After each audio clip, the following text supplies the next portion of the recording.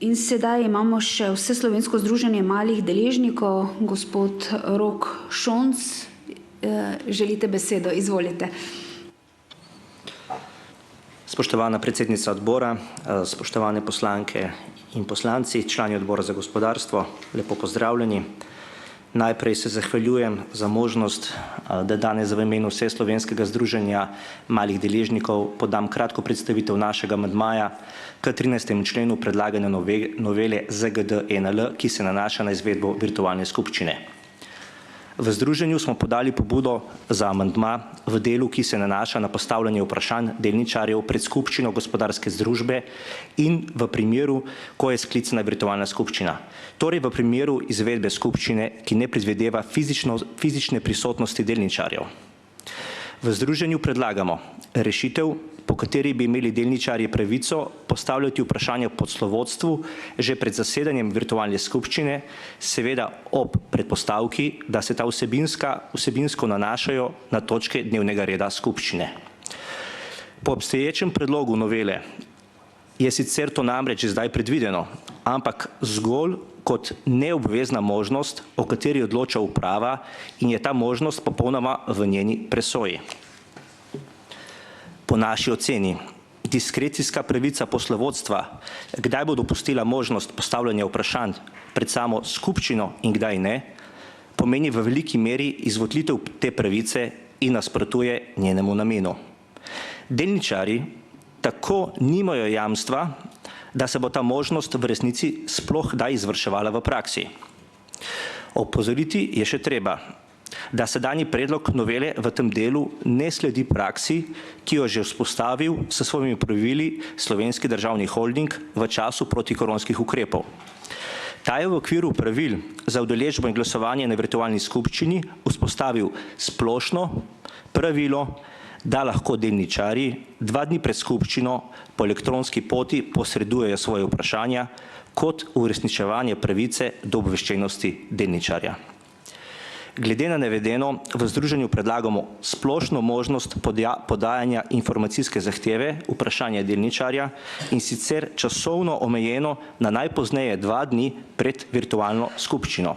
Še enkrat poudarjam, gre za rešitev, ki je bila že vzpostavljena tudi na nivoju korporacijskega upravljanja države v času veljave COVID ukrepov. Naj sklepno še poudarim, da gre za to, da virtualna skupščina ne poteka fizično in je treba zato tudi prilagoditi pravila. Če bo dana splošna možnost delničarjem, da najpozneje 2 dni pred skupščino podajajo vprašanja, katera po zakonu se seveda lahko postavljajo, torej vezana na dnevni red skupščine, potem lahko pričakujemo, da bo tudi sama skupščina gospodarske družbe bolj tekoče in hitreje potekala. Saj ne bo potrebno ponovno postavljati vprašanj na sami skupščini in se z njimi ukvarjati na samem zasedanju skupščine. Glede na navedeno, spoštovane poslanke in poslanci, prosim za, če se tako izrazim, posvojitev tega amandmaja. Hvala za vašo pozornost in še enkrat hvala za vabilo. Hvala lepa. Ja, izvolite, gospod Jože Tanko. Postopkovno. Hvala lepa. Postopkovno. Ne v zvezi s tem predlogom, ki je sicer korekten. Predlagam pa, da predstavnik vlade odgovori na te dileme Vrhovnega sodišča in pa malih delničarjev. Že zdaj v predhodni razpravi. Kar pa se potiče pobude malih delničarjev, v resnici smo nedolgo nazaj bili seznanjeni in se še formalno nismo opredelili, vendar nekoliko več o tem gospod Aleš Gorišek. Izvoli. Glede pripombe oziroma predloga amandmaja, ki ga je pa podalo Vseslovensko združenje malih delničarjev, bi pa želel samo izpostaviti, da smo v pojasnilih Ministrstva za gospodarstvo, turizem in šport podali obširno pojasnilo, zakaj predlagana rešitev ne slabi delničarjeve pravice do obveščenosti iz 305. člena Zakona o gospodarskih družbah, ampak jo krepi. Ministrstvo je mnenja, da je navedena možnost dodatno orodje za bolj učinkovito vodenje skupščine, kajti elektronska sredstva omogočajo delničarjem na skupščini v osnovi zelo enostavno oddajo vprašanj. In v primeru sodelovanja velikega števila delničarjev na elektronski, zlasti pa na virtualni skupščini, bi lahko prišlo do hkratne oddaje velikega števila vprašanj teh delničarjev.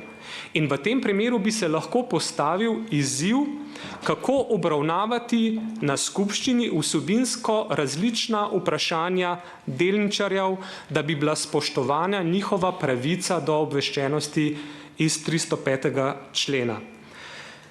In zato ministrstvo ocenjuje kot primerno, da je predlagana določba oblikovana kot možnost oziroma kot pravica poslovodstva, da se odloči, ali bo izkoristilo možnost ali ne. Se pravi, da bo dalo delničarjem dodatno možnost, da 2 dneva pred skupščino oddajo vprašanja s pomočjo elektronskih sredstev, na katera želijo na skupščini odgovore.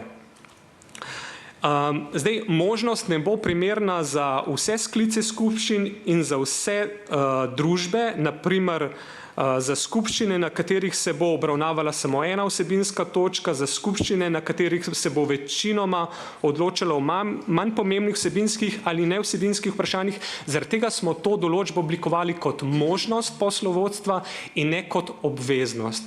Bomo pa vsekakor, teh argumentov Vseslovenskega združenja malih delničarjev nismo uspeli preučiti, ker z mnenjem nismo bili do začetka seje seznanjeni, bomo v prihodnjih dneh, tako kot pripombo Vrhovnega sodišča, bomo tudi to mnenje zelo natančno preučili in se nanj odzvali.